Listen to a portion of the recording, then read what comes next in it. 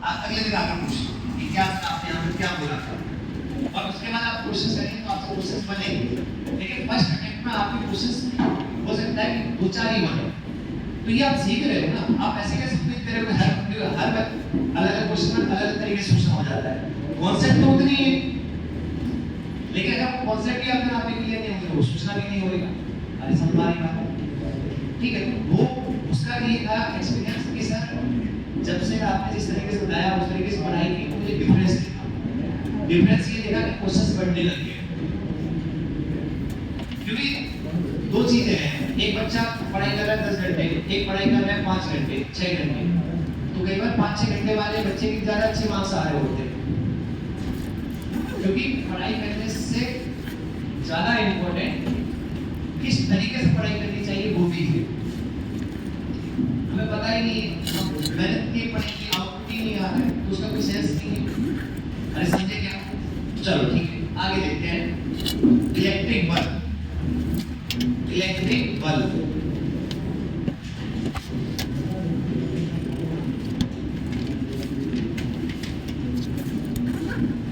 Electric bulb समझिएगा। Bulb क्या है? रेजिस्टेंस ही है। बल्ब क्या है? रेजिस्टेंस। वो रेजिस्टेंस कंडक्टर में चार्ज फ्लो करते हैं तो वो अपनी एनर्जी यूज करते हैं, तो उसी का किसी भी कंडक्टर को आपने सर्किट में एलिमेंट कैसे डिनोट किया था? रेजिस्टेंस से। अभी मैंने बताया था ना, एलिमेंट्स ऑफ द सर्किट क्या क्या थे? बैटरी थी, रेजिस्टेंस था और कंडक्टिंग वायर था, जिसका रेजिस्टेंस टेंड्स टू 0 आता है। ठीक है, बल्ब है क्या? बल्ब सिर्फ और सिर्फ एक रेजिस्टेंस है, लेकिन मार्केट में हमें जो बल्ब मिलता है उसमें रेजिस्टेंस की वैल्यू नहीं लिखी होती है। सुनते रहिएगा, जस्ट इंफॉर्मेशन है और कुछ भी नहीं है। तो वहां पर रेटिंग लिखी होती है। क्या लिखी होती है? रेटिंग। उस रेटिंग का मतलब क्या है? ध्यान सुनिएगा, ये एक बल्ब है और आपने देखा होगा इस बल्ब के यहाँ पर लिखा होता है 200 वोल्ट 50 वोल्ट या 100 वोल्ट ऐसे लिखा होता है, बट रेजिस्टेंस मेंशन नहीं होता है। जबकि हमारे लिए बल्ब, हमारे लिए सर्किट में एक तरीके से क्या होगा? सिर्फ और सिर्फ रेजिस्टेंस होगा। तो बल्ब हटाओगे और क्या लगाओगे?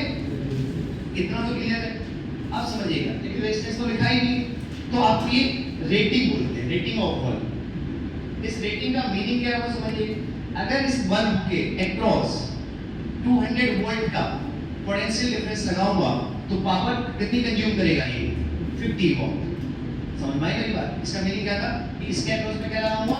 200 वोल्ट की बैटरी लगाऊंगा, ठीक रेजिस्टेंस है। अरे बोलना यार, तो मान लो ये रेजिस्टेंस को आपने इस बल्ब को रेजिस्टेंस मान लिया कि आरबी, और इसकी पावर थी पोटेंशियल डिफरेंस बीबी था, स्टैंडर्ड रेटिंग वाला, और स्टैंडिंग पावर बीबी थी। तो इसका मतलब क्या है कि अगर इस बल्ब को मैं 200 वोल्ट की बैटरी से लगाता तो यहाँ से पावर करंट जाती, तो पावर आउटपुट बेटा जो आता है इससे वो कितना आता? 50 वोल्ट। कितना आता? अब इन दो चीजों से हम इन दोनों चीजों से इसकी क्या निकाल सकते हैं? रेजिस्टेंस निकाल सकते हैं। तो पावर क्या होता था? डेल्टा V का होल स्क्वायर। अरे बोलो ना यार, तो मैं डायरेक्टली लिख देता हूं VB स्क्वायर अपॉन RB। तो RB अगर आपको लिखना होता तो क्या होता? VB square upon PB। तो VB कितना है? 200 है, 200 का स्क्वायर अपॉन पावर कितनी है? 50। तो यहाँ से इसका रेजिस्टेंस आ जाता है। तो बल्ब जब भी आएगा आपका, बल्ब जब भी आएगा, ध्यान सुनिएगा।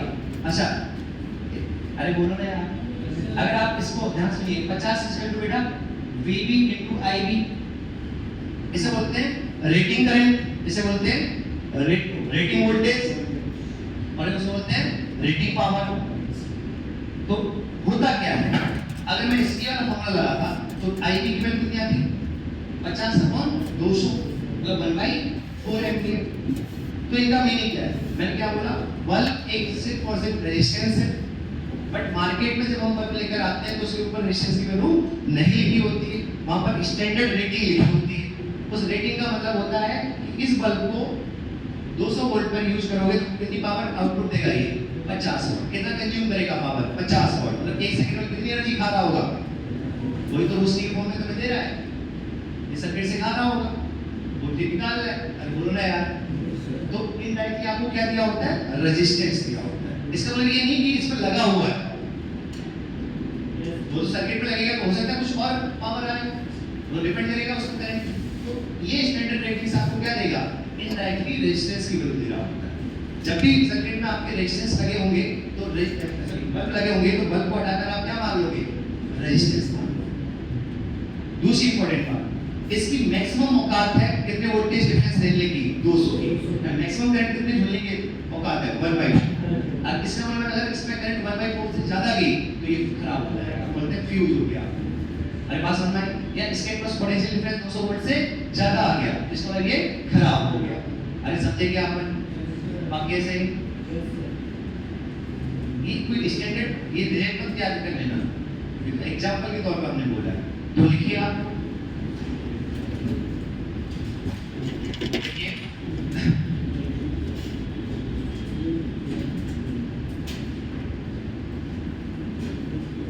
देखो एक लाइन देखो, it is the resistance only. Bulb क्या है, सिर्फ और सिर्फ रेजिस्टेंस है। It is the resistance only but in market,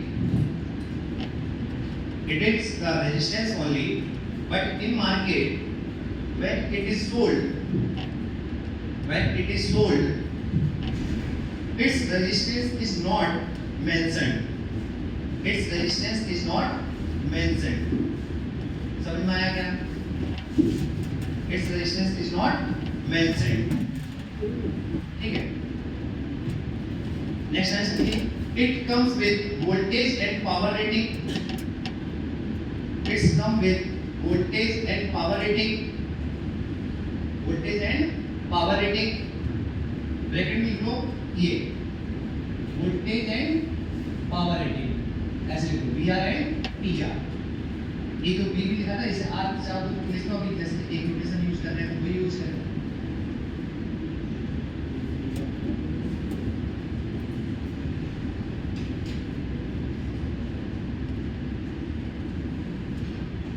देखिए ये स्टैंडर्ड रेटिंग आपकी दे रखी थी, VR पावर की रेटिंग दे रखी थी PR, तो यहाँ से VR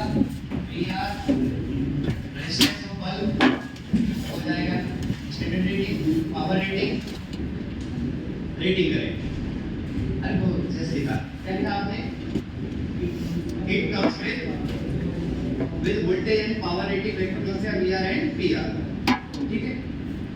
नेक्स्ट है इसको मतलब सीख continue. Power rating means if it is connected through VR, power rating means if it is connected through VR, इसका मतलब क्या हुआ, अगर इस बल्ब को हम VR पोटेंशियल डिफरेंस के थ्रू कनेक्ट करेंगे, है ना। Power rating means if it is connected through VR, then it will give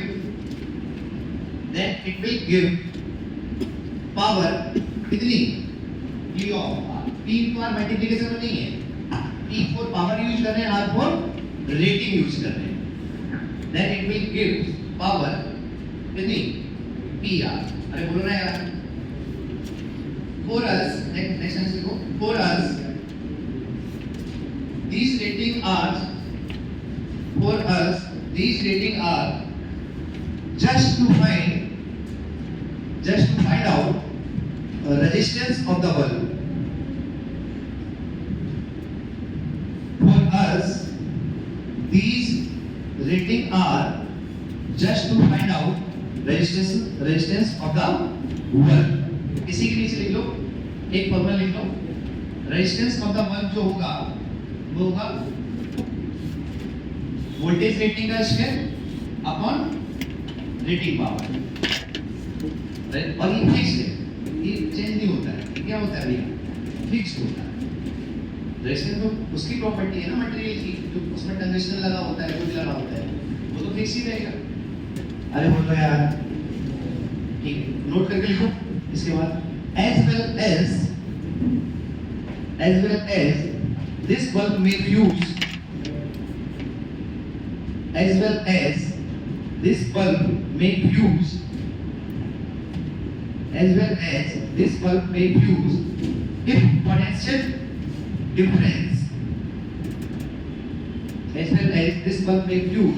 if potential difference across it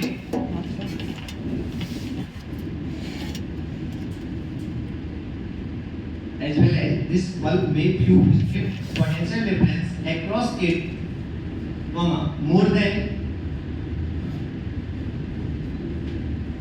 than VR, more than VR के वेक्टर में लिख लो क्या है, potential difference rating, potential rating क्या बात है, पोटेंशियल डिफरेंस रेटिंग VR तो वही ले लेते हैं यार।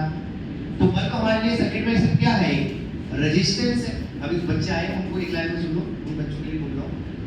बल्ब हमारे लिए सर्किट में क्या होगा, एक रेजिस्टेंस है, बट उसकी मार्केट से जब बल्ब लाते हैं तो रेजिस्टेंस की वैल्यू नहीं दे रखी होती है, तो उसके साइड से यहाँ पर लिखा होता है वोल्टेज रेटिंग और पावर रेटिंग। वोल्टेज रेटिंग का मतलब है कि अगर आप इसके अक्रॉस 200 जो भी वोल्टेज रेटिंग दे रखी है VR, अगर उतना पोटेंशियल डिफरेंस लगाओगे तो ये कितना पावर आउटपुट देगा, PV। तो इसकी मदद से आप क्या निकाल सकते हैं, इसका रेजिस्टेंस निकाल सकते हैं। अरे बोलो ना यार, तो कैसे निकालोगे, RV equal to voltage square का रेटिंग अपॉन PR, एक ही फॉर्मूला है। अरे बोलो ना यार, ठीक है कर लो यहाँ पर।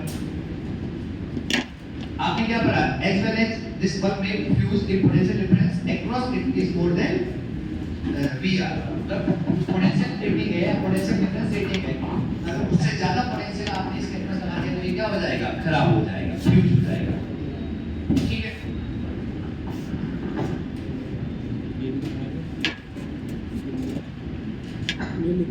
हो गया क्वेश्चंस का एक एग्जांपल के तौर पे। इसका मीनिंग क्या है, ऐसे आप बल्ब लेकर आए मार्केट से, ये बल्ब लेकर आए, यहाँ पे लिखा था 200 वोल्ट 50 वोल्ट रेटिंग। इसका मतलब समझ गए आप लोग, 200 वोल्ट लगाओगे तो 50 वोल्ट की पावर मिलेगी। इसका मतलब इस बल्ब का एक रेजिस्टेंस होगा, मैंने उसे क्या बोल दिया बेटा, RB बोल दिया, और उसका एक पोटेंशियल डिफरेंस कितना लगा दिया 200, तो पावर कितनी आएगी 50। तो वहां से क्या निकाल लेंगे हम, रेजिस्टेंस निकाल लेंगे। अगर रेटिंग करंट पूछा जाए, क्या पूछा जाए, रेटिंग करंट, तो इसके लिए कितना आता है इस पर्टिकुलर क्वेश्चन के लिए 1/4। ये तो दो तरीके से आपसे पूछ सकता है, अगर इसमें करंट 1/4 से ज्यादा हुई तो भी फ्यूज हो जाएगा, और अगर वोल्टेज डिफरेंस 200 वोल्ट से ज्यादा हुआ तो भी ये फ्यूज हो जाएगा। अरे चमका क्या, अरे मतलब समझ में आया मैंने क्या बताया। चीजें जब हमने डिफाइन की है तो हम बोलते हैं ना कि लेफ्ट राइट, आप ऐसे लिखा होता है रोड पर, एरो का मतलब आप समझ जाते हो ना, क्योंकि आपको बता दिया गया है कि इस एरो का मतलब इधर मुड़ना है। अगर नहीं बताया जाता तो आपके लिए एरो तो एक चमत्कारिक चीज होती।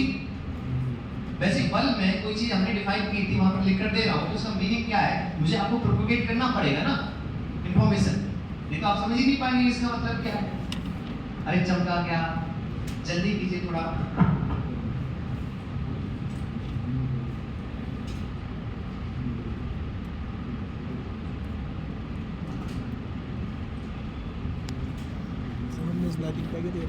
हो गया, सामने खड़ा था कल, कॉपी कर लो। सही है।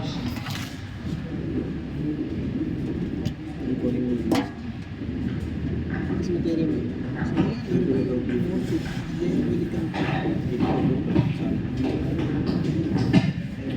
फोन की स्टोरेज बढ़ा दी, ब्लूटूथ अपलोड कर डिलीट हो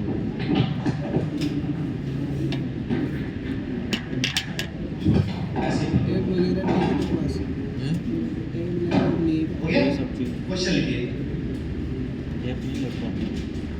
एक यहाँ पर बल्ब था, ठीक है, बल्ब 1, एक यहाँ पर बल्ब था, बल्ब 2, एक यहाँ पर बल्ब था, बल्ब 3। कैसे भी बनाते हैं आप, बनाते हैं बल्ब, मैं कैसे बनाऊँ, और इस तरीके से बैटरी से कनेक्ट करना। ना सुनिए, ये 100 वोल्ट का बल्ब था, ये 50 वोल्ट का बल्ब था, और ये 25 वोल्ट का बल्ब था। ठीक है, क्लियर है? एक 100 वोल्ट का था और एक 50 वोल्ट का था और ये 25 वोल्ट का था। अरे बोलो ना यार। और इनके अक्रॉस पोटेंशियल डिफरेंस जो स्टैंडर्ड रेटिंग थी वो सेम थी, मतलब VR इसका भी P है, VR इसका भी P है, VR इसका भी P है, और यहाँ पर P से जोड़ दिया। तो आपसे पूछा गया इन बल्ब के थ्रू पावर आउटपुट का रेशियो क्या होगा, फाइंड आउट। ये जानकर मैं ये क्वेश्चन करा रहा हूँ, P1:P2 रेशियो P3। समझ में आया कि आपसे क्या पूछा गया है? आपको ये तो नहीं लग रहा है कि सर जब आप पावर आउटपुट दे रखा है तो काहे पूछ रहे हो? ये भ्रम तो नहीं आ रहा है? ये कौन सी चीज दे रखी है? पावर रेटिंग और वोल्टेज रेटिंग दे रखी है। लेकिन ये तो रेटिंग तब आती जब इनके अक्रॉस इतना पोटेंशियल डिफरेंस लगाया होता। ये तो सिर्फ जस्ट इसके लिए इंफॉर्मेशन दी है, इनके रेजिस्टेंस के लिए। अरे समझे क्या यार? चलो बताइए फिर, सोचिए कैसे करेंगे। क्या सबसे पहले इनकी रेजिस्टेंस निकालनी चाहिए? सबसे पहले हमें क्या करना चाहिए? रेजिस्टेंस निकालना चाहिए। अरे बोलो ना यार, 25 वोल्ट वाले का रेजिस्टेंस अगर आप लिखते R3 तो वो क्या लिखते बेटा? V²/25 V²/, अरे बोलो ना यार। तो इसको मैंने कितना बोल दिया? R बोल दिया। या फिर एक 100 वाला है R का क्या लिखते हैं बताओ? V²/100 और R2 क्या लिखते हैं? V²/50। सही है ना यार? तो मैं V²/100 को मैं R बोल देगा, कोई दिक्कत है यहाँ तक? तो ये कितना हो जाएगा? 2R। ये कितना हो जाएगा? क्यों माना ऐसे समझ में आ गया हम लोग को? क्योंकि रेशियो में हमें सेम नंबर्स को कैसे उड़ाना पड़ेगा, तो वैल्यू क्यों निकालूं मैं एग्जैक्टली? पहला प्रोसेस आपका यही होना चाहिए। क्या वो आपके दिमाग में आ गया होगा कि यहाँ पर क्या लगा हुआ है? V1। यहाँ कितना लगा है? R। यहाँ कितना लगा है? 2R। और यहाँ बेटा कितना लगा है? हमारे यहाँ बल्ब नहीं, हमारे लिए ये रेजिस्टेंसेस है, R का, 2R का और 4R का। ध्यान से सुनते रहिएगा। क्या मैं करंट निकालूं? पावर निकालने के लिए I²2R निकाल सकता हूँ। कैसे? क्या ये दोनों बेटा आपके किस में है? तो इसका आर्गुमेंट बताओ कितना होगा? 8R/6R²। कितना? 4R/3। ये इसके साथ किस में है? सीरीज किस में है? तो 4R/3 प्लस R कितना हो गया? 7R/3। तो यहाँ से जो करंट जाएगी, क्या आप इन दोनों के बीच में लगाते 7R/3? तो इसी क्लास में तो आप करंट बता पाते हैं। R इक्विवेलेंट के बाद करंट लिखने का मतलब समझ में आता है आपको? वो बैटरी के थ्रू वाली करंट बात है। बैटरी जितनी करंट देगी बैटरी उतनी वापस ले लेगी। ये याद रखने के लिए, आप कैलकुलेशन गलती ना हो उसके लिए हम ऐसा बोलते हैं, लेकिन सच्चाई आपको मैं पहले बता चुका हूँ, करंट हर जगह एक साथ चलती है। अरे बोलो ना यार। तो I की वैल्यू कितनी होती है? EMF अपॉन कितना होता है आपने? 7R/3। तो ये कितना है? 3/7R। आई थिंक सही जा रहे हैं हम लोग। क्या यही करंट बेटा इसमें गई होगी I? यहाँ तक I की वैल्यू आपको पता है। क्या यही करंट इसमें बढ़नी है? इसमें गई I1 और इसमें गई, क्या इनके रिवर्स रेशियो में बढ़ेगी? तो I1:I2 रेशियो होगा वो क्या? 2:1 होगा। 2:2। I को ही बांटना है तो ये लिखने की भी जरूरत नहीं है, रेशियो में वो भी उड़ जाएगा। I1 की वैल्यू बताइए बेटा। I को तो बांटना है ना 2:1 में, 2/3 × I। और ये कितना होगा? 1/3 × I। टोटल I को बांटना था, उधर कितना पार्ट, 2/3 पार्ट चला गया तो 1/3 इसमें जाएगा। बांटनी आती है करंट? अरे चमका। तो अब डायरेक्टली लिख दो, power in R1 according to this circuit वो होगी I² × R। Power in R2 और दूसरा बल्ब, और वो बल्ब भी ये V1 और ये V2 कितना होता है? 4I² upon × 9 × 2R। अरे बोलो ना यार। पावर इन बल्ब 3 कितना? I² × 9 × रेजिस्टेंस कितना? 4R। सही है ना यार? ठीक है, एक काम करो, I² आपको भी मालूम, इतना लिखने की जरूरत नहीं है। तो ये बेटा कितना हो जाएगा आपका? 8/9p। और ये कितना हो जाएगा? 4/9p। क्या रेशियो निकाल लेंगे इसके बाद? रेशियो निकाल लोगे, ये भी बताने की जरूरत तो नहीं है ना। तो रेशियो कितना आएगा बताओ? PV1 ratio PV2 ratio PV3। बोलो बोलो। P:2 पूरा लिख देता हूँ, 8/9p H2 4/9। पूरे उसको 9 से मल्टीप्लाई कर दो, P से उड़ जाएगा PP। 9 H2 8 H2। अरे चक्का। दूसरी बात, अगर आपसे पूछा जाए इन बल्ब में से, ध्यान से सुनिएगा, इधर इधर इधर, इन बल्ब में से कौन ज्यादा ब्राइटनेस देगा, मतलब कौन ज्यादा चमकेगा? जो ज्यादा पावर दे रहा हो, क्योंकि इंटेंसिटी जो होती है, इंटेंसिटी समझते थोड़ा बहुत, वेव पढ़ा होगा आपने, वेव पढ़ा है क्या? पढ़ा तो तुमने सब है। आज मैं उधर जेएलएल मार्ग पे एक 12th के बैच में गया, अच्छा बैच था, अच्छे बच्चे, बड़ा बैच था। उन्हें आज मैंने करंट की बातें की, उन्हें आज कब इतने खुश दिख रहे थे, कम बैच बच्चों वाला बैच होता है, क्योंकि उन्हें पता है चीजें कि मैं क्या बोल रहा हूँ। पहले उन्होंने बग रखी थी चीजें, आज उन्होंने आपके ढक्कन खोल लिए। 2 क्लास लगातार थी, मेरे पास सफिशिएंट टाइम था, तो मैंने बहुत सारी चीजें बता डाली। इतने खुश हो गए कि हाँ आप सब हमारे चीजें कैसे दिखती हैं, तुम भी पढ़ोगे तुम्हें भी दिखेगी। कुछ चीजें ऐसी है तो आप प्रीवियस चीजें आपकी दिमाग पैदा नहीं कर सकते। मेरा काम क्या है, कोई भी इफेक्ट हो रहा है तो उसका मैं कॉज बताता हूँ। तो ये फिजिक्स देखना बोलते हैं, सिर्फ फिजिक्स देखना। आपको पता लगता है ना कि सोर्स ऑफ इलेक्ट्रिसिटी क्यों इंपॉर्टेंट थे, क्योंकि वो पोटेंशियल डिफरेंस ला सके। पोटेंशियल डिफरेंस क्यों इंपॉर्टेंट था, क्योंकि इलेक्ट्रिक फील्ड ला सके, और इलेक्ट्रिक फील्ड होगी तो उसमें कोई चार्ज पार्टिकल आएगा तो उस पर लात पड़ेगी तो चलेगी। आपको समझ में आती ना अगली बात। बाकी धीरे धीरे प्रैक्टिस करने से ही चीज आती। किसी को पहले दिन से बेटा क्या हो गया उधर, दिख रहा है क्या, मैं भी आऊँ क्या उधर, जब से भूख लग गई है उस खाने पीने की चीज देख लीजिए वहां से। अच्छा मैं आपसे पूछ रहा था, सुनिएगा सुनिएगा सुनिए सुनिए, अरे बताओ यार, सबसे ज्यादा कौन सा बल्ब चमकेगा? तीसरा वाला। अरे सबसे ज्यादा अगर ब्राइटनेस का ऑर्डर बताना होता, ब्राइटनेस का ऑर्डर क्या होगा? V3 then V1 then V2। अरे 4P sorry okay sorry V1 है। अच्छा ये मैं एक्चुअली और कुछ समझ गया, ये 3 समझ गया, तो मैंने बोला इससे ज्यादा है। ये तो कब हुआ ना, तो सबसे ज्यादा ये हुआ 1 वाला, फिर उसके बाद 2 वाला, V1 V2 V3।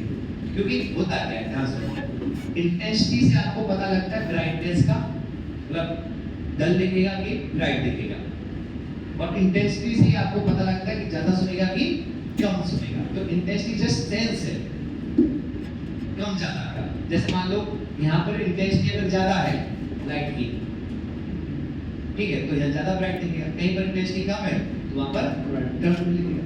अगर आपके पास कानों में जो मैं एनर्जी बोल रहा हूँ, साउंड वेव जो जा रही है, वेव मतलब क्या प्रोपगेट करती है? एनर्जी। वो एनर्जी आपके कानों में गिरी, आपको पता लगा कि सामने वाला कोई कुछ बोला, जितनी ज्यादा इंटेंसिटी के साथ मैं बोलूंगा उतनी ज्यादा आवाज आपको सुनाई देगी। लाउडनेस के बारे में पता लगता है, मैं बोलूंगा यार। बट इंटेंसिटी होता क्या है? Power per unit area, power per unit. तो इसका मतलब पर यूनिट एरिया में, 1 यूनिट एरिया में अगर मैं पावर देख लूं तो वही तो इंटेंसिटी है, और वही हमें किसका आइडिया देगा? ब्राइटनेस का आइडिया देगा। तो जिसकी पावर ज्यादा होगी बल्ब की, क्या वो ज्यादा ब्राइट दिखाई देगा। अरे समझ में आई बात? करिए 4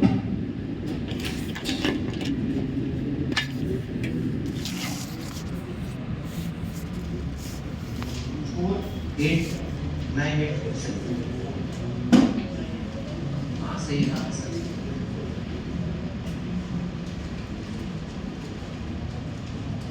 मैंने क्या किए, आर बार थे नहीं, मैंने कचरे को, इस कचरे को आर बोल दिया, इस पूरे कचरे को क्या बोलोगे? 2R बोलोगे।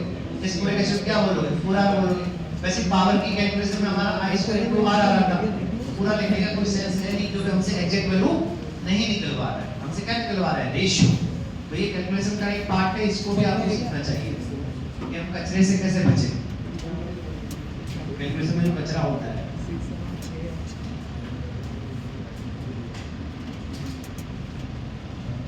ये वाला भ्रम सबका दूर हो गया। 100 वाट वाला बाई चांस 100 वाट वाला, फिर 50 वाट वाला, फिर 25 वाट वाला, है ना? सही है ना? बाई चांस ऐसा हुआ कि 100, 50 और 25 जो स्टैंडर्ड पावर रेटिंग है उसी के अकॉर्डिंग ब्राइटनेस आ रही है। बट ऐसा हमेशा हो, ऐसा जरूरी, तो आप हमेशा चेक करेंगे, ना कि ये वाला डेटा देखकर मान लेंगे।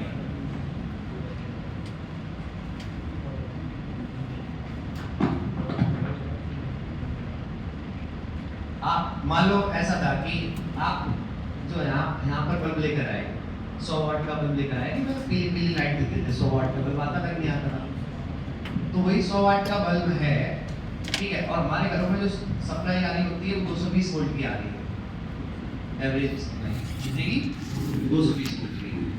तो हो सकता है हमारे घरों में वो अलग पावर दे, और मान लो उसकी स्टैंडर्ड ध्यान सुनना, उसकी पावर रेटिंग 220 वोल्ट थी, उसकी वोल्टेज रेटिंग 220 वोल्ट थी, और पावर रेटिंग कितनी थी 100 वाट थी, और घर में भी हमारी सप्लाई कितनी आ रही है 220 की, तो कंफर्म है वो कितनी पावर देगा 100 की देगा। लेकिन मान लो वही बल्ब अगर अमेरिका लेके चले जाओ तो वहां पर कुछ कम वोल्टेज आते हैं, जो भी आते हैं मान लो 120 वोल्ट, तो इसको वहां पर 100 नहीं देगा वो। अरे समझ में आई मेरी बात? तो वहां अलग देगा क्योंकि वहां पर थोड़े डिफरेंस उसके अक्रॉस कुछ और आएगा, तो V स्क्वायर बाई R उसकी पावर होगी, पावर आपको बल्ब वो तो निकालना पड़ेगा। तो आप स्टैंडर्ड पावर रेटिंग और वोल्टेज रेटिंग से आप सिर्फ और सिर्फ उस बल्ब का क्या निकाल सकते हैं, रेजिस्टेंस। आगे देखिए नेक्स्ट क्वेश्चन। हाँ कर दो।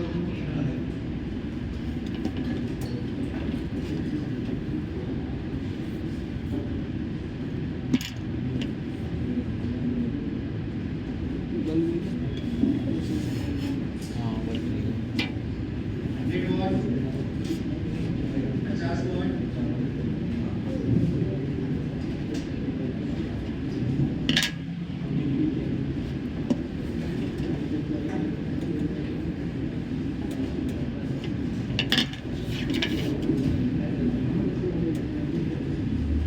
अच्छा, आपको मैंने एक चीज समझिए, कई बार क्वेश्चन में ऐसा हो सकता है, सुनो सुनो, एक जनरल इन्फॉर्मेशन है, कई जगह क्या होता है ये चीज अंडरस्टूड होती है, मतलब ऐसा मानना है, जैसे आपको दो सरफेस के बीच में म्यू नहीं दे रखा है, जनरली म्यू नहीं दे रखा है, तो आप समझ जाओगे कि वो स्मूथ है, नहीं भी बोलेगा तो भी समझ जाओ। अब इसका मतलब देख एक भी समझना, ये बल्ब था, ये बल्ब था, ये बल्ब था, तीन बल्ब किसमें जुड़े हुए हैं सीरीज में, करंट जाएगी इससे, तो पावर कर कंपेयर करनी हो तो कौन सा फॉर्मूला यूज करना चाहिए, आई स्क्वायर आर। इसमें पावर का रेशियो किसके रेशियो होगा, रेजिस्टेंस के रेशियो।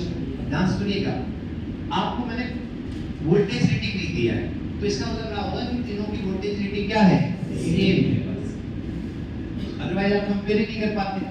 बताइए इसमें कौन सा क्यों करेगा ज्यादा, तो V स्क्वायर बाई जिसकी पावर कम होगी, जिसकी पावर कम होगी, क्या उल्टा हो गया कि नहीं हो गया यहाँ पर? अरे बोलो, रेटिंग रेटिंग क्योंकि वो पावर थोड़ी दे रही है, पावर तो वो देगी जो इसमें करंट जाएगी, आई स्क्वायर टू आर। तो इसका अगर मैं रेजिस्टेंस कितना होगा, इसके लिए रेजिस्टेंस बोलते हैं कितना, V स्क्वायर बाई 100, तो वो मैं R बोलता, तो इसके लिए कितना बोलता 2R, तो इसका रेजिस्टेंस R है, इसका कितना है 2R है, और इसका कितना है बेटा 4R है। समझ में आया?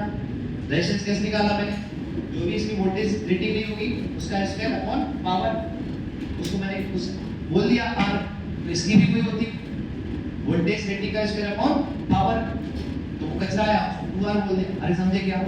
आपको पता नहीं बेटा सीरीज में जुड़े हुए तो सॉल्व करने की जरूरत नहीं है यहाँ पर, क्या I सेम होगा तो पावर होता है I स्क्वायर इनटू R, तो पावर डायरेक्टली उसको किसको होती है, रेजिस्टेंस के, जिसका रेजिस्टेंस ज्यादा होगा उसका पावर कंजम्पशन ज्यादा होगा, वो ज्यादा ब्राइट दिखेगा। तो आंसर क्या हो गया इसका, 25 वाट वाला ज्यादा चमकेगा। लेकिन इस पर्टिकुलर क्वेश्चन में क्या वो 25 वाट पावर कंज्यूम कर रहा है, क्या कितनी कर रहा है, I स्क्वायर इनटू 4R, ये कितनी कर रहा है, I स्क्वायर इनटू, तो पावर जो आउटपुट इस पर्टिकुलर में मिलेगा वो मिलेगा इसमें I स्क्वायर इनटू R, इसका कितना होगा बेटा, I स्क्वायर इनटू 2R, और इसमें कितना होगा I स्क्वायर इनटू 4R। समझा क्या? करो कॉपी।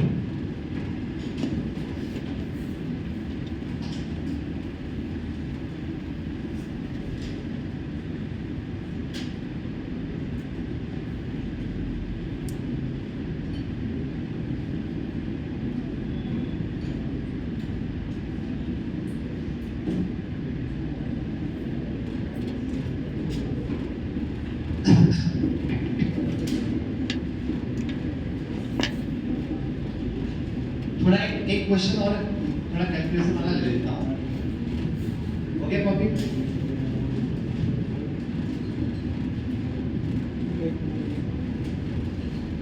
ब्राइटनेस का अगर बॉटल लिखना हो, इस बल्ब को अगर आप B1 बोल रहे हो, इसको B2 बोल रहे हो, इसको B3, तो बेटा ब्राइटनेस का ऑर्डर क्या होगा?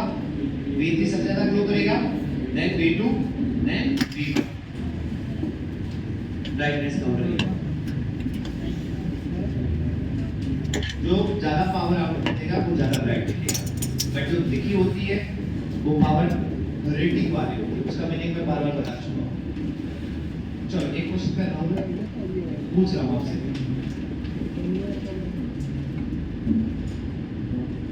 ये 50 वॉट का था, 80 220 वोल्ट, 50 100 220 वोल्ट, एक और बता लिया था 25 वॉट 220 वोल्ट। ठीक है,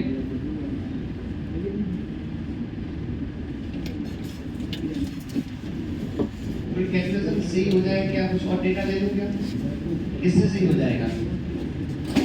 तो से सही हो जाएगा क्या? जल्दी आ गया 220 है, कैलकुलेशन खराब चला, 200 ले लूं, 220 से भी सही आ जाएगी। ठीक है, तुम्हारी बात। क्वेश्चन ये था, अब मैंने इनको तीनों को सीरीज में 200 वोल्ट की बैटरी से जोड़ दिया। कितनी बैटरी से? तो आपसे पूछा गया बताओ कौन सा बल्ब फ्यूज हो जाएगा? कौन सा बल्ब फ्यूज हो जाएगा? कौन सा बल्ब फ्यूज हो जाएगा? मुझे नहीं पता, देखो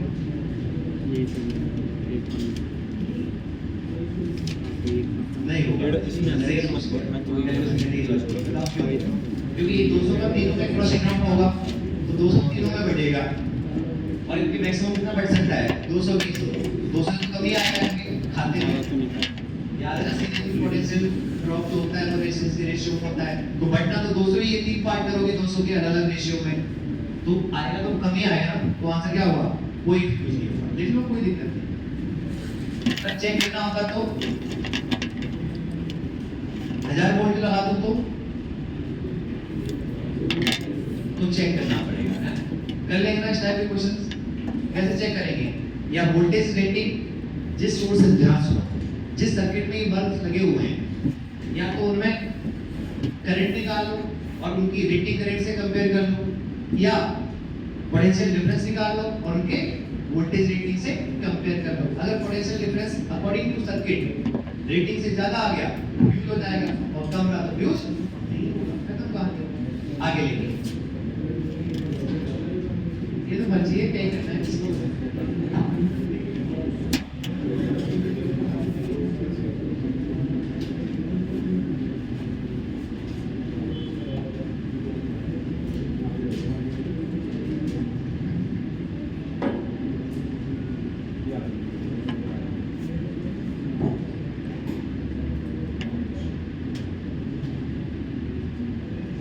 आज हो जाए तो बता दें।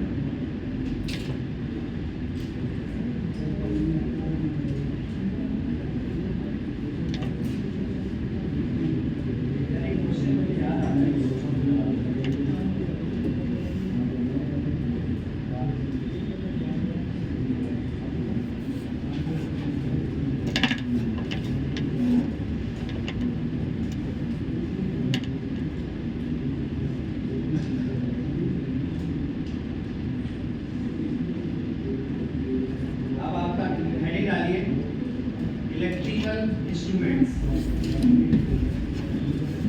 Next page electrical instruments, electrical instruments. किसी को देख रही थी क्या? किसी को देख रही थी क्या? अभी तक नहीं आई हमारी आँखों में रहते हैं साथ में बैठे। फिर बात ही नहीं है क्या क्या क्या क्या इसकी क्या बोला है? मार ऐसा बाबा बैठा जबरदस्ती नहीं करवा।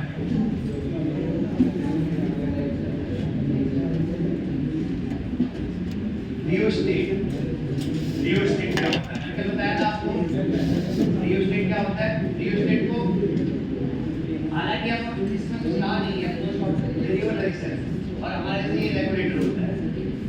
ये रेगुलेटर है वही क्या है रियोस्टेट है। ध्यान से देख कैसे होगा कैसे काम करता है वो समझो। जैसे मान लो ये एक लंबा चौड़ा बात है नहीं ये लंबा चौड़ा रेजिस्टेंस है। अरे यार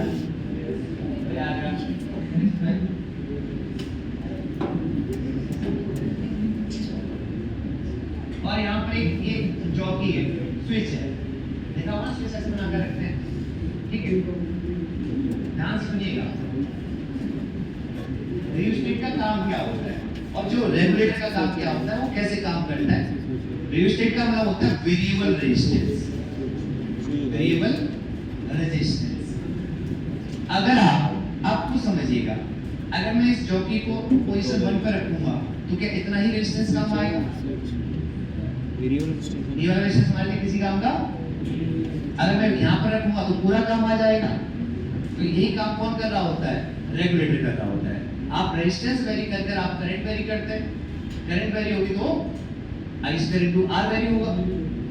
अरे स्टॉप तो क्या पावर आउटपुट भी आपका वेरी कर जाएगा। तो स्पीड कम ज्यादा आपको देखिए बना लीजिए। समझ में आया ना कि यहाँ यूज कर सकते हैं इसको यहाँ पहुंचा सकते हैं यहाँ पहुंचा सकते हैं यहाँ पहुंचा सकते हैं। अच्छा इधर का काम क्यों नहीं आया क्योंकि ये तो सर्किट का पार्ट रहा ही जो करंट फ्लो करेगी। मान लो ये इधर देखो अगर मान लो पोजीशन 3 पर होता ये पोजीशन 2 है ना तो वो ऐसे नंबरिंग तभी तो की गई थी वो सही से कर देते हैं। ये मान लो 1 था पोजीशन ये 2 था और ये 3 था और ये 4 था। पोजीशन 1 पर होता तो ये पूरा रेजिस्टेंस यूज हो रहा होता यहाँ से यहाँ तक क्योंकि करंट आपकी ऐसे जा रही होती। पोजीशन 4 पे होता तो ये वाला वायर ऐसे होता और ये वाला 3 होता तो करंट आपकी कैसे जाती ऐसे जाती। तो ये वाला रेजिस्टेंस हमारे किसी काम का नहीं रहता। इसी तरीके से हम सर्किट का क्या यूज करते हैं रेजिस्टेंस वेरी कर सकते हैं और उससे हम करंट कंट्रोल कर सकते हैं। उस समय जो भी इलेक्ट्रिकल इंस्ट्रूमेंट्स हैं उनको अलग अलग तरीके से आगे को potential divider. Rheostat is nothing but a kind of regulator. Rheostat is nothing but a kind of regulator. Kind of regulator. Kind of regulator. ठीक है ठीक है। एक चीज और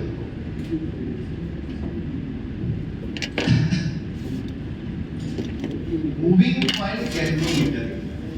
moving coil galvanometer. Moving coil ये हमारे सिलेबस में है। बाकी आप चाहो तो गैल्वेनोमीटर ठीक है और भी है वो आप चाहो तो पढ़ लेना बाद में। और इसकी मैकेनिज्म आपको मैकेनिक्स जो है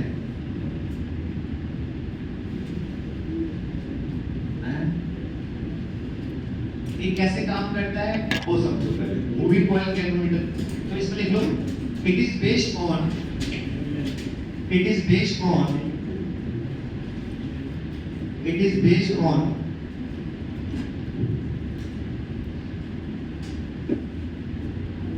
principle of torque. It is based on principle of torque. It is based on principle of torque. Torque पता है ना now is equal to I alpha. It is based on principle of torque on current carrying loop in magnetic field. Current carrying it is based on principle of torque on current carrying loop in magnetic field. कैसे काम करता है समझने की कोशिश कीजिएगा सभी लोग। देखो जैसे मान लो थोड़ा बहुत मैग्नेटिक फील्ड नाम की चीज सुनी है आपने वो किसकी वजह से आती है। अभी मैं थोड़ा जस्ट इन्फॉर्मेशन देता हूँ आती है। इधर देखिए ये मान लो आपके पास ध्यान सुनो ये आपके पास एक कॉइल है जिसमें क्या बह रही है करंट बह रही है और जिसको मैंने एक वायर से ऐसे कनेक्ट कर दिया और यहाँ पर मान लो मैंने ऐसे मैग्नेट भी लगा दी अंदर की तरफ, अरे बोलो ना यार, ऐसे मैग्नेट भी लगा दी। तो मैग्नेटिक फील्ड का एक टॉर्क आता है किसी भी करंट कैरिंग लूप पर, करंट कैरिंग लूप पर मैग्नेटिक फील्ड का क्या आएगा, टॉर्क आएगा। वो हम मैग्नेटिज्म में पढ़ेंगे, बट अभी जस्ट फॉर्मूला सुनो कैसे वर्किंग होती होगी वो अपन बता रहे हैं। तो जो इस पर टॉर्क होगा, मान लो इसकी ऐसे बहुत सारी टर्म्स है बेटा, अरे ऐसे हो सकते हैं बहुत सारी टर्म्स, तो ये टोटल नंबर ऑफ टर्म्स कितनी n, और इसका एरिया कितना था a, तो टॉर्क होता है ni into b into a into sin theta into sin theta, बिना sin थीटा। अरे बोलो ना यार, सुना है क्या आपने, b वेक्टर डॉट a है, b वेक्टर डॉट, अरे वहां पर क्या आता था इलेक्ट्रोस्टैटिक्स में टॉर्क, इलेक्ट्रोस्टैटिक्स में p वेक्टर का टॉर्क कितना आता था, minus p vector dot e vector, नहीं सॉरी p क्रॉस e क्यों आता था, तो यहाँ पर p की जगह कौन हो जाएगा f वेक्टर, वहां पर p क्या होता था, वहां पे p क्या होता था डायपोल मोमेंट, ये होगा magnetic dipole moment, magnetic moment. अरे बोलो ना यार, f वेक्टर क्या है यहाँ पर, मैग्नेटिक मोमेंट, वो करंट कैरिंग लूप के लिए होता है n into I into area, n into I into area, लेकिन यहाँ पर भी टॉर्क जीरो हो जाएगा। अरे एरिया वेक्टर भी आपका किधर है, अंदर की तरफ, b वेक्टर की बात की, b क्रॉस का मतलब क्या है, इनसाइड एंड परपेंडिकुलर प्लेन। तो चाहो तो आप ये वाली क्रॉस मत बनाना, मैं तो जस्ट समझाने के लिए बता रहा हूँ। आप मान लो ऐसे मैग्नेट लगाइए, b क्रॉस वाली मत देखना है ना, अरे कोई फर्क नहीं पड़ता है। तो बिना sin theta, theta is the angle between area vector and b vector, area vector and, area vector किसी भी कॉइल का कैसा होगा, ओपन सरफेस का, उस सरफेस के परपेंडिकुलर होगा। अब एक सरफेस के परपेंडिकुलर सुन लो अभी, ये आगे काम आएगा कैलकुलेशन में जब मैग्नेटिज्म पढ़ेंगे। एरिया वेक्टर किसी भी फ्लैट सरफेस का कैसे होता है, फ्लैट सरफेस के परपेंडिकुलर, तो वो दो दिशाएं हो सकती है, एक इधर और एक अंदर। तो आपको कौन सा एरिया वेक्टर लेना है, जिस दिशा में करंट फ्लो कर रही है, जिस दिशा में, ठीक है, उस दिशा में राइट हैंड की फिंगर से कर्ल करो, कर्ल करने पर थंब किधर गया, अंदर, तो आपके लिए एरिया वेक्टर इस पर्टिकुलर प्रॉब्लम के लिए किधर मानोगे, अंदर। एरिया वेक्टर अंदर है, b वेक्टर इधर है, कितना एंगल हो गया 90, तो इस पर टॉर्क कितना लग रहा होगा, b i n into a। अरे बोलो ना यार, और टॉर्क का फॉर्मूला क्या होता है, मैंने क्या बताया आपको, टाउ वेक्टर होता है f vector cross b vector, और f वेक्टर क्या होता है करंट कैरिंग लूप के लिए, अरे लिख लो आगे पूरा पढ़ेंगे। f वेक्टर क्या होता है मैग्नेटिक मूवमेंट, जैसे डायपोल मूवमेंट होता था ना, अभी जस्ट रट लो मैग्नेटिक मूवमेंट। अरे हमारे करंट की जरूरत नहीं है, बस एक मैकेनिज्म बताने जा रहा हूं। f क्या है मैग्नेटिक मूवमेंट, किसके लिए डिफाइन होता है, करंट कैरिंग लूप्स के लिए डिफाइन होता है, जिसकी वैल्यू किसके इक्वल होती है, n is the number of turns, कितनी बार फायरिंग कर रखी है, I करंट थ्रू लूप और a area of the loop. b और दिशा किधर होगी, f वेक्टर की a वेक्टर के अलोंग होगी। तो torque on current carrying loop in uniform magnetic field क्या डिफाइन होती है, tau vector is equal to f vector cross b vector. अरे समझ में आया क्या, अरे गैल्वेनोमीटर कैसे काम करेगा ये तो जानना चाहोगे ना। अब आपने रेजिस्टेंस पढ़ा है क्या, तो आपको पता है कि जब स्पायर में ट्विस्ट आता है, स्पायर में क्या आता है, ट्विस्ट आता है, ठीक है, तो इसमें जो टॉर्क होता है वो डायरेक्टली पोजिशन किसके होता है, थीटा के। अगर स्पायर को मैंने कितना घुमा दिया, थीटा, तो स्पायर के लिए एक चीज डिफाइन की जाती है सी, जिसे क्या बोलते हैं टॉर्जनल कांस्टेंट, सुना है क्या, तो इसे हम क्या बोलेंगे बेटा, टॉर्जनल, इसके लिए देखना है, सही है मेरे साथ, टॉर्जनल कांस्टेंट, ये वायर की प्रॉपर्टी है कि आपने कितना टॉर्क दिया उसके करस्पॉन्ड कितना ट्विस्ट करेगा। तो टाउ डायरेक्टली किसके होता है, ट्विस्ट के। अरे बोलो ना यार, जब प्रोपोर्शन साइन हटाएंगे तो यहां पे कांस्टेंट आएगा इनटू एंगल ऑफ ट्विस्ट आ जाएगा। वो जिंदगी वाला ट्विस्ट नहीं है, जिंदगी में ट्विस्ट नहीं आता है।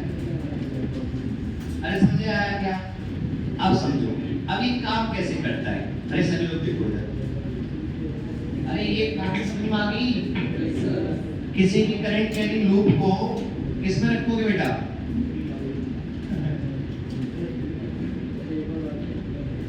मैंने बोला कि किसी भी करंट कैरिंग लूप को, ये वाली दिशा हटा देना, मैं हटा रहा हूं, दिशा के चक्कर में रट गया।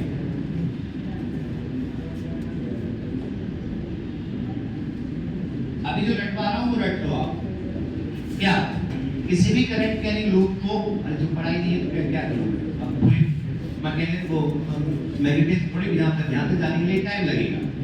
मैंने क्या बोला, कोई भी करंट कैरिंग लूप अगर एक्सटर्नल मैग्नेटिक फील्ड में रखा होता है तो वो फोर्स एक्सपीरियंस करता है, फोर्स एक्सपीरियंस करेगा तो टॉर्क भी आ सकता है। तो टॉर्क की वैल्यू आपके पास क्या होती है बेटा? Tau equal to m vector cross v vector. लेकिन उससे पहले करंट कैरिंग लूप के लिए हमने क्या डिफाइन किया है? मैग्नेटिक मूवमेंट, जिसकी वैल्यू क्या होती है? Ni into area। N is the number of turns in the loop, I current through that loop into area is the area vector। तो टॉर्क का फॉर्मूला क्या हो जाएगा? m vector cross v vector. अरे बोलो ना यार। अब ये काम कैसे करेगा? अब काम कैसे करेगा? ध्यान से सुनो। आपके गैल्वेनोमीटर के अंदर क्या हो रहा होता है वो कहानी बताने जा रहा हूँ। जैसे आपने मान लो यहाँ पर एक ऐसे मैग्नेट लगा दी, ये नॉर्थ है मैग्नेट का, ये साउथ है, ठीक है, और यहाँ पर ऐसे एक लूप बना रखा है और यहाँ पर ऐसे लटका रखा है।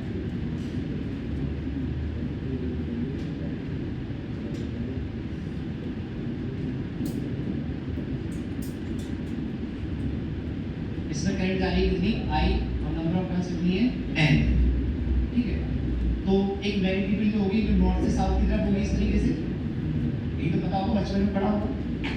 ये नॉर्थ पोल है और ये साउथ पोल है मैग्नेट का। तो मैग्नेटिक फील्ड किधर होती है? नॉर्थ टू साउथ होती है, पक्के से, कि साउथ टू नॉर्थ होती है? साउथ टू नॉर्थ होती है। डायपोल में किधर होता है? नेगेटिव डायपोल पॉइंट की दिशा किधर होती है? -q से +q की तरफ, -q से।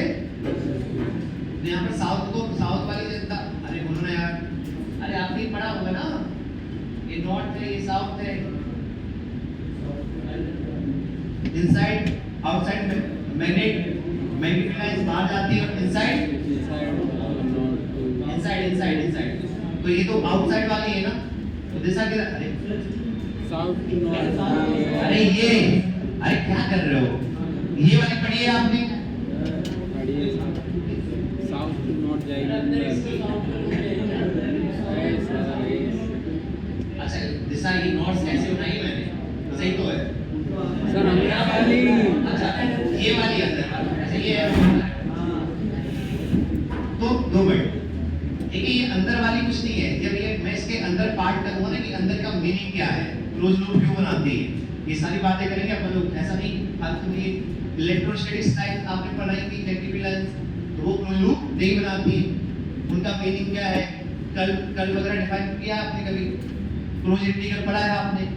कर्ल सुना है? कर्ल कंजर्वेटिव फोर्स सुना है? तो वो चेक करने के लिए कर्ल चेक करा देते कि नहीं? डेल्टा ऑपरेटर सब छोड़ो। तो अभी यहाँ सही बनाई क्या मैंने? दिशा सही बनाई है ना? सही तो बनाई है ना सर? ठीक है। अब समझिए होता क्या है, जो भी आप इंस्ट्रूमेंट बनाते हो आपको ये नहीं दिखेगा, आपको ये कचरा नहीं दिखेगा।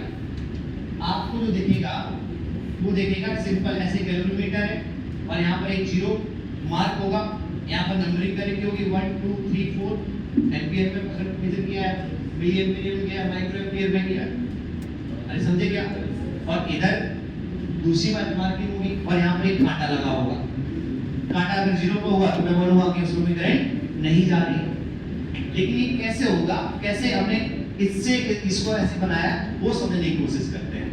तो होता क्या है बेटा, जैसे ही आपने इसमें करंट फ्लो की, जैसे इसमें क्या की, तो इसमें इसका एक नेगेटिव मूवमेंट आया, नेगेटिव मूवमेंट आया तो ये इसमें क्या आएगा? मैग्नेटिक फील्ड तो है ही। तो करंट कैरिंग लूप जब मैग्नेटिक फील्ड में आता है तो उसमें क्या आता है? टॉर्क आता है। तो ये क्या करेगा? ये एंगल घूमेगा, ये एंगल। और आपने देखा अभी, आपने अभी देखा बेटा, ध्यान सुनिएगा, tau equal to B I N A और tau equal to C theta. तो इसको किसके इक्वल रख सकते हैं? सी थीटा के। तो थीटा इक्वल टू आपने लिखा, बोलो बोलो, बी एन ए बाय सी,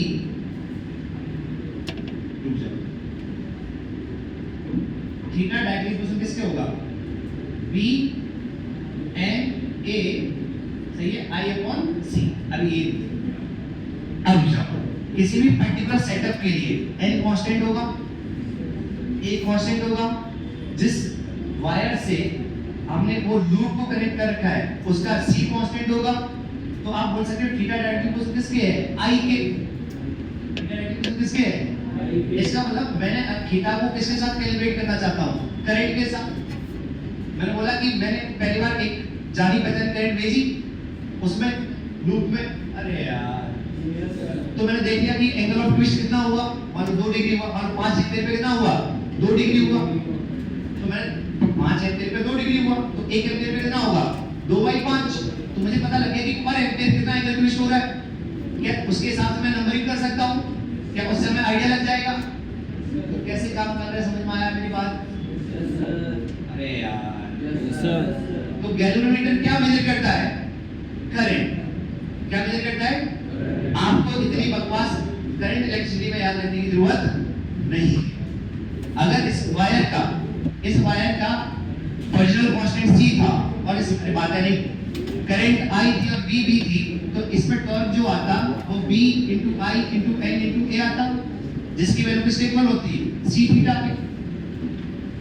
जिसकी वैल्यू किसके इक्वल होती है? सी थीटा के। अरे बोलो ना यार, ठीक है। तो यहाँ पर आप आई को और थीटा को क्या कर रहे हो? कैलिब्रेट कर रहे हो। कैलिब्रेट करना समझते हो? मैच करना। जैसे मैंने मान लो पहले इसमें 2 मिनट ना, मैंने इसमें 5 एम्पीयर की करंट भेजी, तो मुझे पता लग गया कि ये एंगल घुमा हुआ टॉर्क की वजह से। तो कितना एंगल घुमा हुआ तो मैं मेजर कर नहीं सकता, वो तो फिजिकल चीज है। एंगल ऑफ ट्विस्ट मेजर कर लिया, एंगल ऑफ ट्विस्ट मेजर कर लिया। फॉर एग्जांपल 5 एम्पीयर के भेजने पर इस पर्टिकुलर सेटअप में मेरा 2 डिग्री घूम रहा है, ठीक है। तो 1 एम्पीयर करंट इसमें पास कर रहा हूं तो 2/5 डिग्री घूमेगा। तो मैंने क्या किया कि हर डिग्री की करस्पॉन्डिंग नंबर लिख दिया। तो जैसी करंट जितनी जाएगी उसके हिसाब से उतना एंगल ऑफ ट्विस्ट आ जाएगा, उससे मैं समझ जाऊंगा कि कितनी करंट गई है। तो गैल्वेनोमीटर क्या करता है? करंट मेजर करता है। गैल्वेनोमीटर क्या मेजर करता है? तो आपको जब ये गैल्वेनोमीटर ऐसे दिया जाएगा, ध्यान सुनिएगा, गैल्वेनोमीटर ऐसे दिया जाएगा, ये गैल्वेनोमीटर है पूरा, ठीक है। ये क्या है? गैल्वेनोमीटर। इस गैल्वेनोमीटर में जो ऐसे करके लिखा होगा IG and RG, IG and, ये आपके लिए, आपको क्या याद रखना है? जो इसके थ्रू करंट पास होगा वो ही रीडिंग देगा। इसे बोलते हैं गैल्वेनोमीटर करंट रीडिंग, और ये RG को बोलते हैं रेजिस्टेंस ऑफ गैल्वेनोमीटर। बट ये जब गैल्वेनोमीटर हमारे सर्किट में लगा होगा तो सर्किट सॉल्व करते टाइम हम यहाँ पे क्या मान लेंगे? रेजिस्टेंस मान लेंगे, और सर्किट को हम वैसे ही सॉल्व कर लेंगे जैसे करते थे। बट अगर आइडियल गैल्वेनोमीटर होगा, तो इसका मतलब रेजिस्टेंस कितना होगा? 0 होगा। तो सर्किट सॉल्व करते टाइम ध्यान सुनते रहिएगा, क्या इसको हम सिंपल स्ट्रेट वायर से रिप्लेस कर देंगे और सर्किट को सॉल्व कर लेंगे। और रीडिंग ऑफ गैल्वेनोमीटर चाहिए तो इस ब्रांच में जो करंट गई होगी वो क्या होगी? रीडिंग ऑफ गैल्वेनोमीटर होगी। कुछ बोल दे।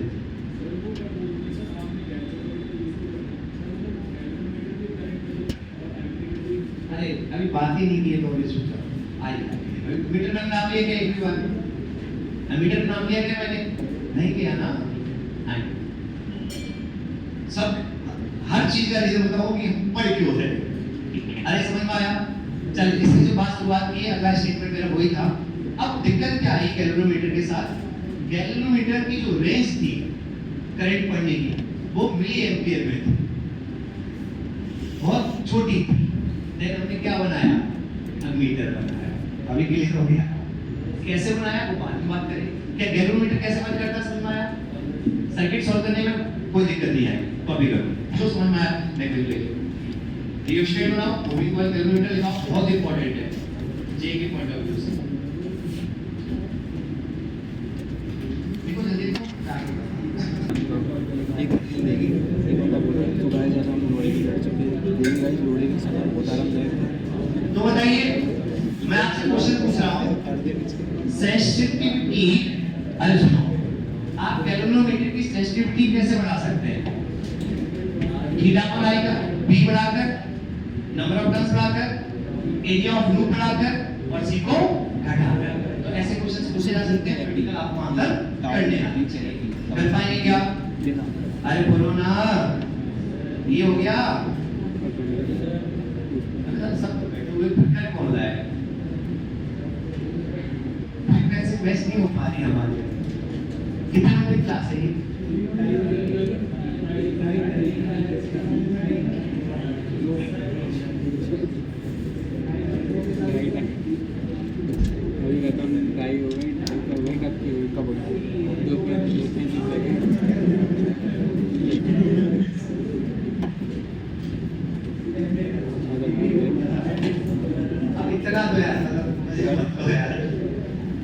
अच्छा वो डिग्री सेल्सियस लिख गया था, वो मैं डिग्री लिखना चाह रहा था। एंगल डिग्री सेल्सियस बोलते क्या हो गया, वो टेंपरेचर हो गया। अब इतना तो समझ जाया करो कि इतना थोड़ी बच्चे हो रहा है। ऐसे बनाना कि गैल्वेनोमीटर आपको गैल्वेनोमीटर सर्किट में आपको ऐसे शो करने को दिया जाएगा, लेकिन अगर रियल गैल्वेनोमीटर होगा तो आप इसकी जगह क्या लिख देंगे? Only RG। जैसे बल्ब में हमने सीखा था वैसे यहाँ पर भी है। क्लियर है यार?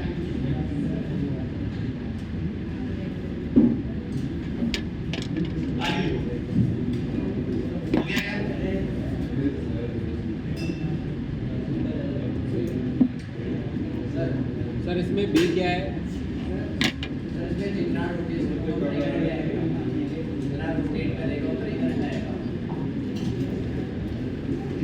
क्या है? अरे हमने पहले जानी पहचानी करंट, हमें पता नहीं कि इतनी एम्पियर भेज रहा हूँ, बनाई कैसे होंगे मीटर्स? अरे आपने स्केल में जो खाने बनाए होंगे तो आपने एक स्टैंडर्ड पहले से स्केल बना रखी होगी, फिर उसी से आपने मैच कराया, फिर आपने वापस से लाइन खींच दी। ऐसे तो मल्टीपल स्केल्स बनाई होगी। तो ये गैल्वेनोमीटर कैसे बनाया होगा? मैंने एक जानी पहचानी करंट भेजी इसमें लूप में, तो उससे पता किया कि कितना एंगल ट्विस्ट किया ये वाला, तो उससे ये रिलेशन आया। तो मैंने बोला कि इतनी करंट भेजने पर 2 डिग्री घूम जा रहा है, तो 1 एम्पीयर भेजने पर इतना डिग्री घूम जाएगा। तो मैंने हर एक डिग्री के करस्पॉन्ड वहां पर क्या कर दी? मार्किंग कर दी। तो मैं समझ जाऊंगा कि इतने एंगल पे गया है तो कितनी करंट गई होगी, इतने एंगल पे पहुंचा है तो इतनी करंट गई होगी, और वहीं पे मैंने नंबर लिख दिए। ऐसे लिख दिया। अरे समझा गया? ठीक है, आगे लिखिए। अब बचा है क्या? कॉपी कर रहे हो? सर उसमें बी क्या है बता दो। बी बताया था बच्चे साहब। बी क्या था? Magnetic field. कौन बनाता है? मैग्नेट। एरिया क्या होता है? तो सुनते क्या हो भाई? ये ग्लोब है ना, उसका एरिया। ओके ओके, ये एरिया है इसका। एरिया वो भी लिखो, एरिया ऑफ द लूप। यार मेरी मेहनत करवाना चाह रहा था, जानते नहीं आप, मैं लिखूंगा तो आप भी लिखो, लिख लो कोई बात नहीं। Area of the loop. और बताओ एन क्या है? नाना particle. Number of turns. Number of turns समझते हैं? 1 टर्न, 2 टर्न, 3 टर्न, 4 टर्न, घुमा फिरा के कितना किया हुआ है, कोई नंबर ऑफ टर्न्स। लिखो। अभी हो गया क्या? 2 लाइन बनाने में तुमने 2 घंटे लगा दिए, फिर टाइम की एक्स्ट्रा क्लास में कोई मतलब नहीं रहेगा। आगे लिखो। Moving coil galvanometer XL ammeter LCG। Moving coil galvanometer used as ammeter. दिक्कत क्या थी? हमें एमीटर बनाने की क्यों जरूरत पड़ी? ध्यान सुनिएगा। गैल्वेनोमीटर की जो रेंज थी करंट मेजर करने की वो बहुत कम थी। तो हमें मालूम, ये मालूम मिली एम्पीयर में, ध्यान सुनो, ये मालूम अगर मिली एम्पीयर में करंट मेजर कर पाता। ये IG और RG लिखा है, इसको समझे कि इसमें मैक्सिमम करंट कितनी जा सकती है? आई उससे ज्यादा जाओगे तो खराब हो जाएगा, फूक जाएगा। समझ लो, फूक गया तो कोई रेडी मेडी नहीं है, वो जीरो भी लटका रहेगा या किसी जगह लटका रहेगा, वो टूट फूट गया। ये तो गंदा। आप तो समझो कैसे हुआ होगा? आपने कैलिब्रेशन किया था टेबल ट्विस्ट से, आपने इतनी ज्यादा करंट भेज दी, क्यों इतना ज्यादा ट्विस्ट हो गया, टूट ही गया, तो वही पड़ा रहेगा, एंगल घूमे पूरी रीडिंग नहीं देगा, सिंपल कहानी। अच्छा, तो आप नोट करके उसको लिख दिया, अपनी लैंग्वेज में देना। मूविंग कॉइल गैल्वेनोमीटर की जो